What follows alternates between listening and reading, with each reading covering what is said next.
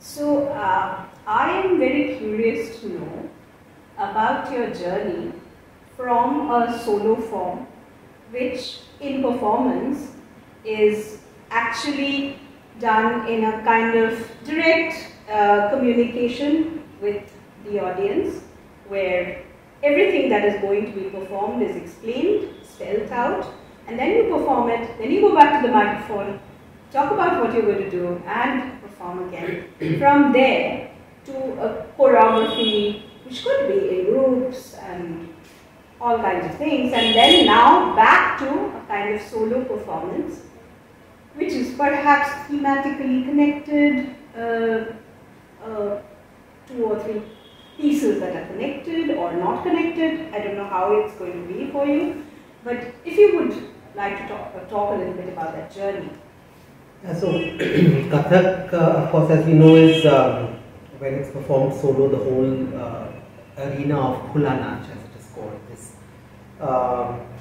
informal and very conversational relationship with the audience, which is one of its great attractive points and great strengths also, because that kind of direct communication with an audience is not very much a part of our other classical dances.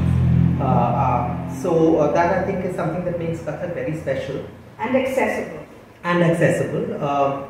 But also you're sort of walking a thin line of between informality and casualness.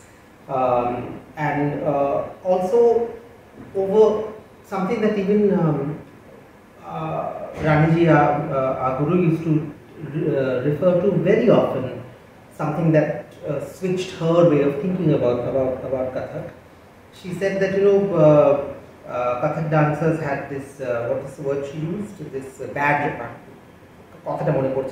reputation of never leaving the stage. Mm-hmm. So that started her on a train of thinking of how to perform solo, because she was mainly a soloist for most of her performance career. And for me, I find that in the Kathak form, also when we are speaking to the audience, we tend to assume that the audience is made up of initiates. And where we stand today, we cannot assume that anymore. Especially since we're not performing in those, not controlled, but in those areas where the audience is known or the audience is already invested in Kathak. You're moving into different spaces to perform, you're performing internationally. Then what becomes of that conversation? If the audience doesn't have a foothold in your world, what are you talking about? It's one thing to simplify it and say, "Dakho ami ekhon 50 টা কাট করব, দেখো আমি এখন এই স্পিডে কাট করব." So you're paraphrasing what you are about to do. But then there are more complicated things, देखिए तिहाई का ये खूबी है, चक्रदार, and many terms which are technical terms, and yes, in smaller audiences, in audiences within the Kathak biradari, it doesn't even go beyond the Kathak biradari. Like someone from Bharatanatyam or Odissi will not be able to understand that. So then who are we talking to? So when we are taking this format of the solo form that Kathak has developed and really honed, when we are carrying it forward, are we carrying it forward just because it is there, or are we carrying forward the idea that it is there so that you communicate with the audience? So then in the opening section of Fuller Circle, I am following that format, but what I talk about is very different. So it is the same format as performance, talking about something, performance, talking about something, a series of solos that you see in the first section. But while I do of course refer to Miki Korte Jacchi, I don't describe the pieces, I do not get too technical about it. I am talking more about what is my relationship to this piece, where am I in this piece, why does that piece speak to me after all these years. One of the pieces I'm performing is something that Raniji created in the 1950s, and that I've inherited from her. So it's 80 years down the line. Why am I performing it? It's not that I'm necessarily, it's a Krishna piece, it's not that I'm necessarily a Krishna Bhakt or anything like that, but there is something in the piece that speaks to me. What is that? So to share that with the audience and to give them that little possible entry point into the piece, but also to invite them to view the solos from whatever point of view they choose. It could be aesthetic, it could be musical, it could be visual, it could be emotional, spiritual, whatever, without bothering too much about what is this dance saying, without bothering too much about the meaning, but to really look at dance as, I feel dance needs to be looked at primarily as movement and the body in space. So to approach it through that. So that's one of the ways I'm dealing with it, and that's one of the ways I've come back to this format. I think the format is lovely because it's, I don't think any other dance form in the world perhaps has this sort of conversation with the audience built in to the performance, and it's such a friendly way to perform, and it immediately, as you said, it immediately makes the performer, if not the performance of course we have to see, but it makes the performer accessible because the performer is directly talking to you and not talking to you in a sort of classical dancer, announcer kind of way, which is often, talking down to an audience. So that, but again, what are we talking about? Because while the format is inviting people in, the content may be actually pushing people out. So how does one strike that balance? When I made a fuller circle for an international audience, I opened it in Glasgow. No point talking to a Scottish audience about Chakradar Paran or any technical thing about that. So what do you talk to them about? For me, it was important to invite them into my world and for them to find their connection with it, and that is what this entire evening is about. It is an invitation into my world, no matter who the audience is. So that's my response to that format of the story. Yeah. And another question that I thought about when I was thinking about you doing a solo, and that too after a long time, was how are you looking at traditional content? The technique is of course traditional and it is in your muscle memory, but what about the content? How do you see it now? And how do you see it as relevant? Yeah. Again, it's in 3 sections, the whole evening, and 3 very different reasons for those solo bits, 3 very different impulses for those solo bits. Some of which are usual in Kathak, some of which are not. And I think for me, again, similar to taking this solo format forward, taking tradition forward is all very well and necessary. But again, as Raniji used to constantly tell us, you have to develop self-critical and self-analytical mode of thinking about dance and thinking about your dance. So what I feel about a piece or about a presentation may be very different from what my co-dancer feels about it. Though we both trained under Raniji or we're both performing the same pieces, but we perform it for different reasons. I think it's very important to know what those reasons are, and to also then decide what will I perform and what will I not perform. Raniji again was very clear. Very early on in her career, she decided that she would not perform Chundri because she felt that she used to say Krishna ka aur koi kaam nahi hai kya, sirf ye hi show, matka chhed-chhad.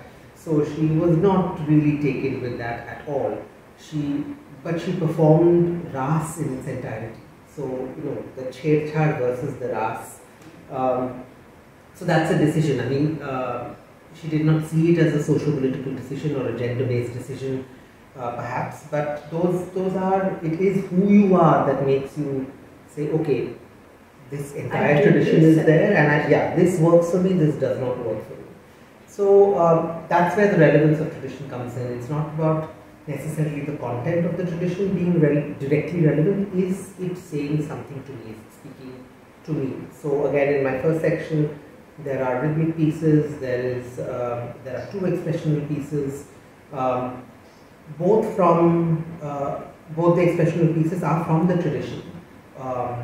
One is from, as you know, Kathak has a Hindu history, it has an Islamic history, so I've taken one from each. And that's very important to me, to take one from each. It's a syncretic dance form. That is one of the most beautiful things about it. It's an identity that we are fast losing in this country. Kathak is the only form that is and you cannot. Where does this end and where does that begin? It's impossible in Kathak to pick the strands out. And it was important to me as a person to foreground that this is part of the tradition, so that is the relevance of the tradition, to have both on an equal footing, and to be in the same space and have beauty and have fun and have joy and have dance and music. That is what makes something like that relevant. The other thing about the other solos, one is a dance film that is more a socio-political response, an environmental response. So that really is what I'm exploring. What is Kathak allowed to do? What is Kathak allowed to be? And what does Kathak mean to me today? It's often especially in the classical world, when we train, we are expected to submit to the form. And of course, when you're training, you need to submit to the form, because otherwise you can't get it into your body. But at a certain point in time, that form and you become friends. And now, after 40 years of being with Kathak, what is that friendship? What is that conversation that we have on a daily basis, even when I'm not dancing Kathak? So Kathak is with me no matter what I do. It's in the body. And what is the conversation I have with it? From whatever impulse. So it could be an impulse coming from tradition, it could be an impulse coming from a socio-political condition of society today, an environmental condition of society today. It could be something in between. The last solo is inspired by spiritual music, and of course that is very, very strong content in tradition. But again, how does one look at spiritual music? In classical dance, there are certain genres of spiritual music that are very evident. So you would be using bhajan or things like that, which are sort of more aligned perhaps to the classical musical way of tradition, but you wouldn't necessarily be looking at the less present voices from the Bhakti movement. I mean, for example, now Meera has come into the mainstream in a sense, but there are many others who have not. You would not be looking necessarily at different languages of Bhakti. And you would not be necessarily looking at Bhakti as a relationship with somebody above. So for me, that relationship of equality that I share with Kathak is also a relationship that makes sense for me in spirituality. I'm intentionally not using the word religion because I'm not a religious person. But spirituality is I think central to all of us in some degree or the other. But if spirituality becomes hierarchical and dogmatic, then I feel there is a problem. So what is that equal relationship we can have? So the third solo looks at that. So it is in a sense traditional content, but trying to address it differently through the music I have chosen. There's also an English poem in there, which well, we'll see what people think of it on the 15th. Yeah, so this is how I would look at tradition. One more thing I want to say about the solo format. In terms of choreography, and we were saying earlier that there is a certain format that Kathak has come with, and then of course you go into choreography, and solo is also choreography. So On the 15th, it's a 3-part solo, but there is a dramaturgical line through the whole thing. There is a shift of tone that develops through the whole thing. So, for me, I look at it as one production rather than a series of solos. I think the solo space is perhaps the only space where it's you and the form in absolute purity. When you're choreographing an ensemble, or even if you're choreographing a duet, that direct connection and conversation between you and the form is not there. It cannot be. So the solo space is actually the space where you can ask dialogue for me with Kathak, and it runs both ways. So what am I asking Kathak? What is Kathak asking of me? Are we agreeing with each other? Are we challenging each other? What are we doing together as the only two beings in that space? What are we doing together? And I think that is the beauty of the solo space. It allows that reflection, that introspection. And by introspection, I don't mean that you have to be dancing at Ati Vilambit Lay or anything like that. You can introspect while going at the speed of light. But the solo form, the solo space carries that possibility. And I do feel that in Kathak we are losing that. We are losing that that specialness of what the solo gives to the dancer. What the solo gives to the audience is a different thing. But what the solo gives to the dancer is this opportunity to dialogue directly with Kathak, only you and Kathak. And that dialogue will be different, has to be different for each and every dancer separately. It can't be taught, it can't be replicated, it can't be copied. It should not be. So yeah, that's what I think is the beauty of the solo space, and that is perhaps also why I'm coming back to the solo after so many years. I feel that is a space where I have some questions to ask, some discoveries to make, some things to find, which the solo space offers me. And the format of the performance for the 15th to me sounds like it's going to be a journey for the audience as well, following you as a performer. That is the kind of sense that I'm getting. Yes, yeah, it is. I hope they will not be following me. I hope they will be on the journey. On the journey. Yeah, I'm sorry. Yeah, that's what I meant.